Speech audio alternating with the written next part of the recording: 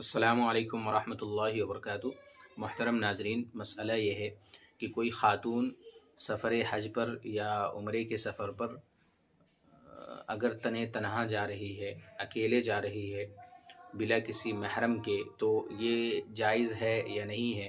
आइए इस मसले को कुरान और सुन्नत की रोशनी में और उलमाए इकराम के फ़तावे की रोशनी में समझने की कोशिश करते हैं। उलमाए अरब का फ़तवा है, वो फ़तवा मैं आपके सामने ज़िक्र कर दूँ ताकि बात बिल्कुल मुदल्लल हो जाए। उलमाए इकराम इस सिलसिले में इख्तलाफ़ करते हैं और अपनी अपनी राय है, जैसा कि इमाम अबू हनीफ़ा रहमहुल्लाह हैं, इमाम अहमद इब्न हम्बल रहमहुल्लाह हैं। इनका मौक़िफ़ ये है कि कोई भी ख़ातून बग़ैर महरम के सफ़र नहीं करेंगी, उसके लिए जायज़ और दुरुस्त नहीं है। और दलील के तौर पर वो रिवायत ज़िक्र करते हैं, ला यहिल्लु लिइम्रअतिन तुअमिनु बिल्लाहि वल यौमिल आखिर अन तुसाफ़िर मसीरत यौमिन व लैला इल्ला मअ ज़ी महरम। ये रवाहु शेख़ान। इमाम बुखारी रहमहुल्लाह, इमाम मुस्लिम रहमहुल्लाह इस हदीस को नक़ल करते हैं।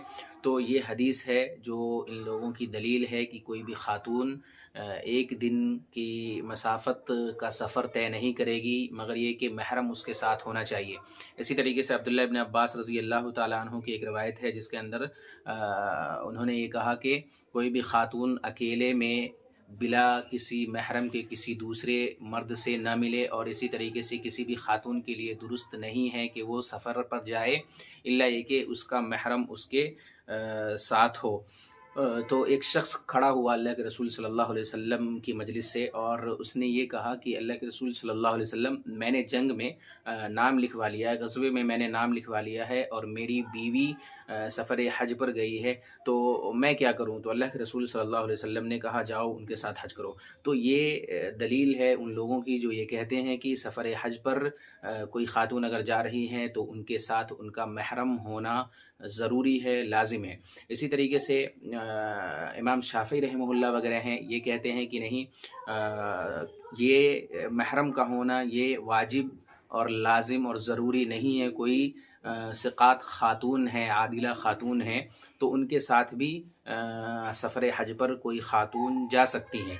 इसी तरीके से तीसरा कौल इमाम मालिक रहमहुल्लाह वगैरह का है। इमाम मालिक रहमहुल्लाह कहते हैं कि अगर शौहर मौजूद है या महारिम मौजूद है तो बिला शौहर के या बिला महारिम के सफ़र हज पर नहीं जाएंगी।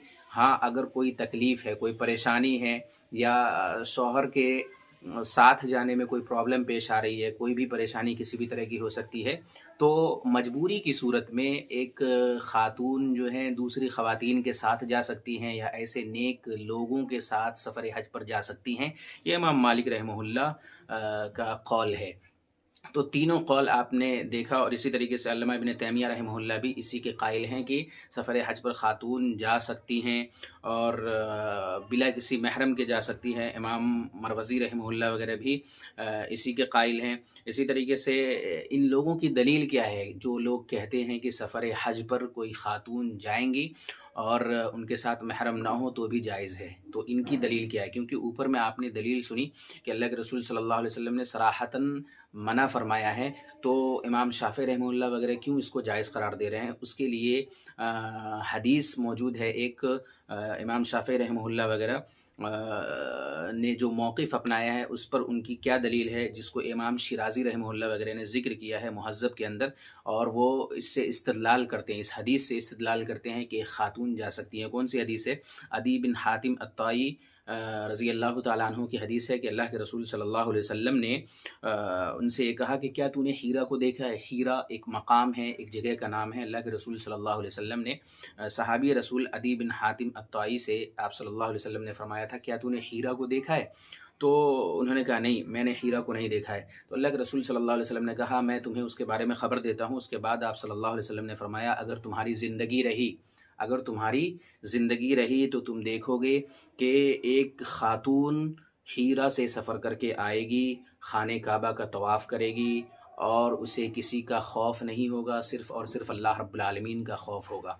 तो ये हदीस आप देखिए, इस हदीस में जहाँ आप सल्लल्लाहु अलैहि वसल्लम पुरअमन ज़माने की آپ صلی اللہ علیہ وسلم پرامن زمانے کے بارے میں بتا رہے ہیں کہ ایک زمانہ ایسا آئے گا جو اتنا پرامن ہوگا کہ ایک خاتون ہیرا سے سفر کر کے آئے گی اور اس کے بعد حج کرے گی اور اسے کسی کا خوف نہیں ہوگا، صرف اور صرف اللہ رب العالمین کا خوف ہوگا۔ تو جہاں اس میں آپ صلی اللہ علیہ وسلم پیشین گوئی دے رہے ہیں، وہیں پر آپ صلی اللہ علیہ وسلم کی ایک اجازت بھی مل رہی ہے، سمجھ لیجیے ایسی خاتون کے لیے جو اکیلے حج کرنے کے لیے آئے۔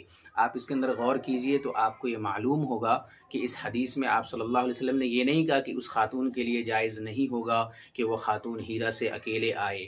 تو اس سے استدلال کرتے ہوئے علماء کہتے ہیں کہ اگر زمانہ پرامن ہو یا خاتون کی عزت محفوظ ہو یا ایسی خاتون پرامن راستے پرامن ہوں، ایسی خواتین کے ساتھ جا رہی ہوں جہاں پر عزت محفوظ ہیں، تو ایسی صورت میں علماء کرام اجازت دیتے ہیں۔ خلاصہ کلام یہی ہے کہ اگر سرے سے دیکھا جائے تو کسی خاتون کے لیے جائز نہیں ہے کہ وہ سفر حج پر جائے، اس کے لیے سخت وعید ہے، لیکن مجبوری کی صورت میں اگر محارم نہیں ہے تو مجبوری کی صورت یہ ہے کہ خواتین کے ساتھ جا سکتی ہیں یا ایسے نیک لوگوں کے ساتھ جا سکتی ہیں، لیکن کب جا سکتی ہیں؟ جب ان کی عزت پر کوئی داغ نہ آئے، راستے پرامن ہوں، تو پھر علماء کرام اجازت دیتے ہیں۔